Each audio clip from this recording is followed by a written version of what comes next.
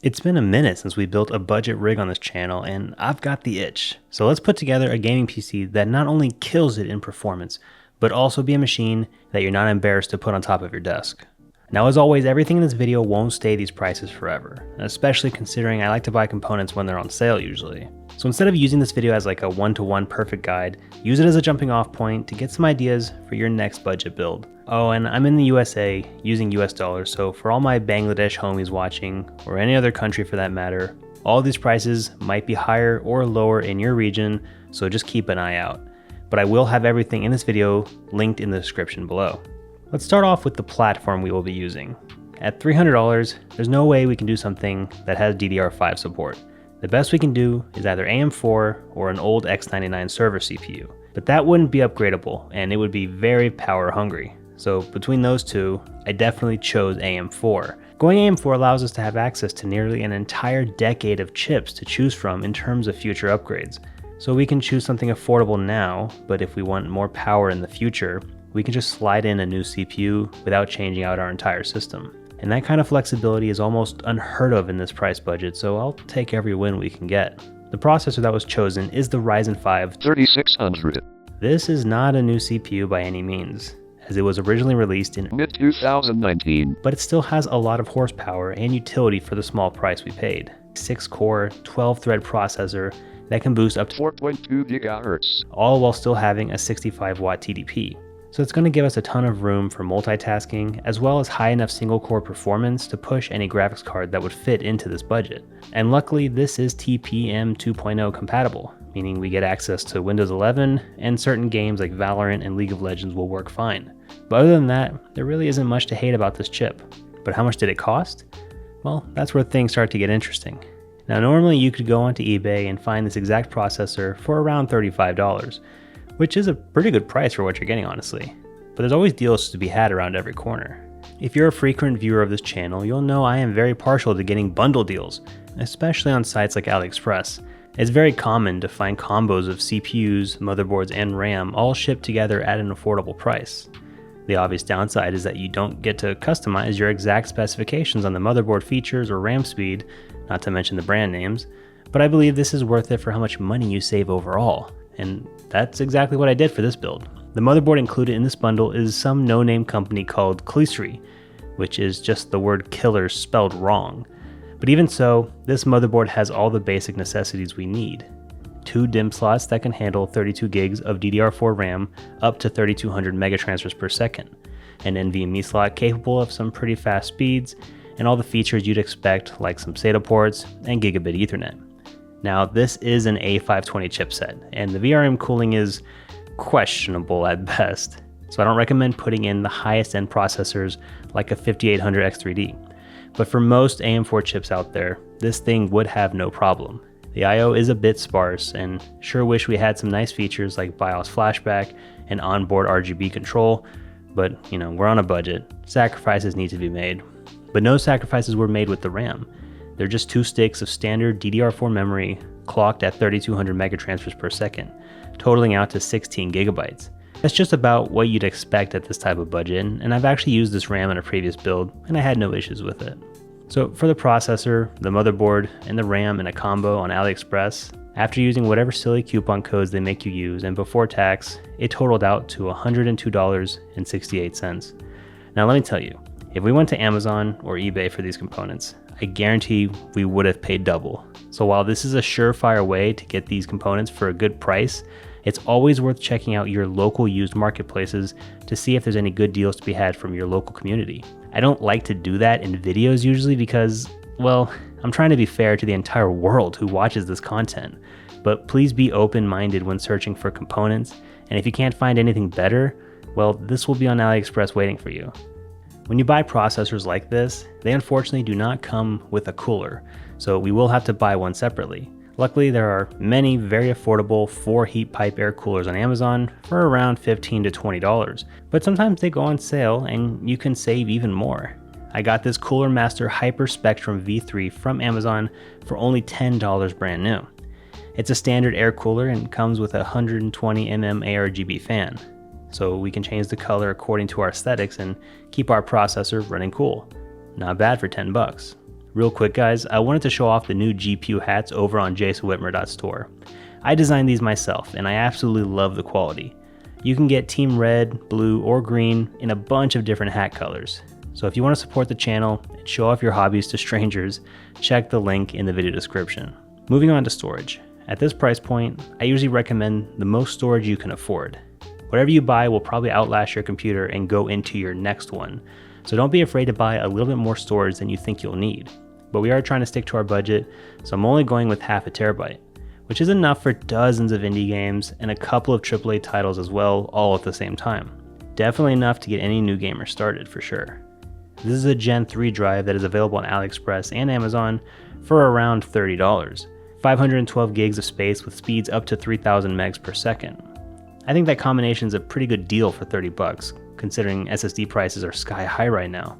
Is it the most reliable drive? I mean, it's probably less reliable than like a super well-known brand, but I've been using these for years and I personally haven't had any complaints from recipients. So in it goes. The only PSU I kind of trust at this price point is the 500 watt Thermaltake Smart.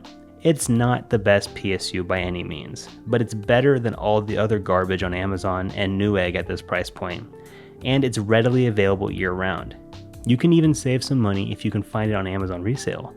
I got this bad boy for only $32, and sure, it didn't come with the original packaging, but who cares? And Jeff Bezos himself called me and said if the item is busted, I could return it with free shipping, no questions asked. So I think it's worth saving the cash. If you like saving cash though, you should check out our Discord channel. It's a small community of like-minded budget builders who share deals and talk about why cargo shorts are the devil. But we need a case to put all of these components in, and as always, the best thing you can do is wait for good cases to go on sale for $30 or $40. It happens all the time. Just like this one, the Cooler Master Elite 302. It's an MATX sized case that has some pretty good build quality, USB-C on the front panel ports, and has support for bigger components like graphics cards up to 365mm in length and 280mm AIOs. And luckily it comes with 3 ARGB fans pre-installed in the front. So that'll save you some cash having to buy some extra fans. Only problem is that these are all intake and there's no exhaust fan. So if you buy this machine, I recommend you take one of these 3 fans and put it in the back so you can have at least one exhaust. It kind of changes the aesthetics of the case though, so you can always buy one more ARGB fan like I did and use that for the exhaust, but totally optional. Either way, this is a good quality case that came in at only $40 when it was on sale, and at that price, I think it's worth every penny. One last thing, the motherboard does not come with an ARGB header for our fans, so if you want lights on your computer, you'll need to buy one of these adapters from AliExpress for $1 or $2 so we can power it via SATA, as well as one of these batteries from your local dollar store, since AliExpress sellers don't ship them with their motherboards. That brings our running total to $214, leaving us with only $86 to grab a graphics card.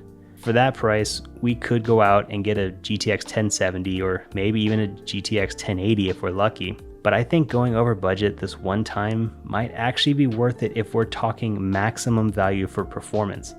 So I picked up this AMD Radeon RX 6600. It's a few generations old at this point, but it's still modern enough to give us some really good performance, efficiency, and features. The 6600 released at the end of 2021, so it's only 4 years old and still has a lot of life in it. The lower TDP means it only needs a single 8-pin connector and can easily run on lower wattage power supplies in case you're using one from a previous build. The biggest downside of the GPU is that it only has 8GB of VRAM, but come on, it's a cheap PC. The fact that we get 8GB at all is a godsend these days. Alas, I did not buy the GPU new. I got it used for $120.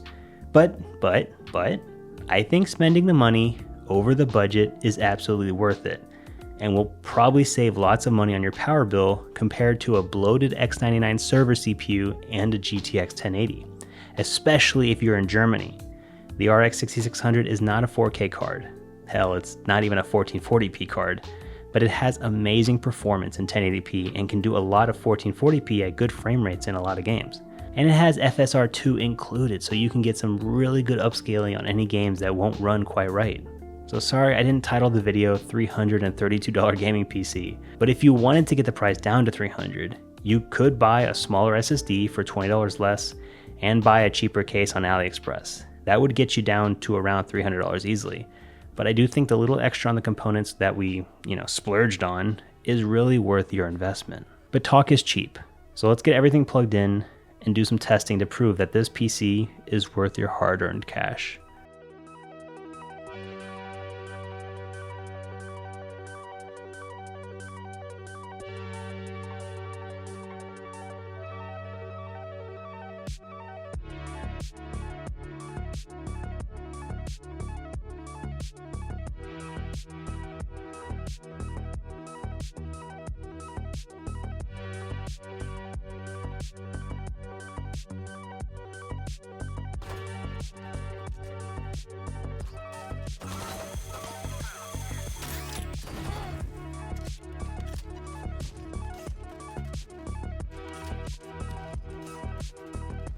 Last player standing.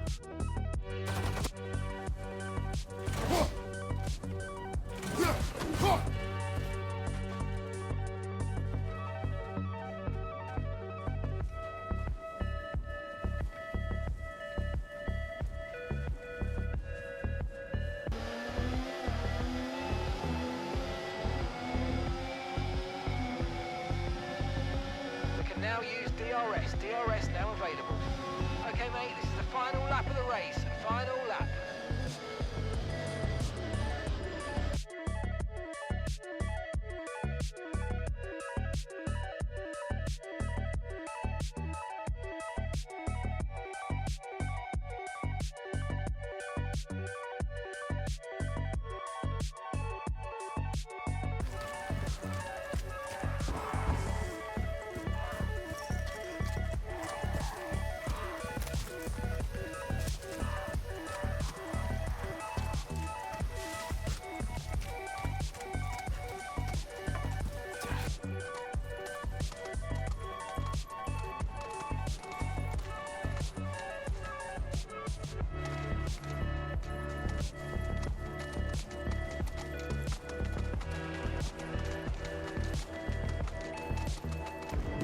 Even if I am slain, I will leave you with wounds by which you will remember me.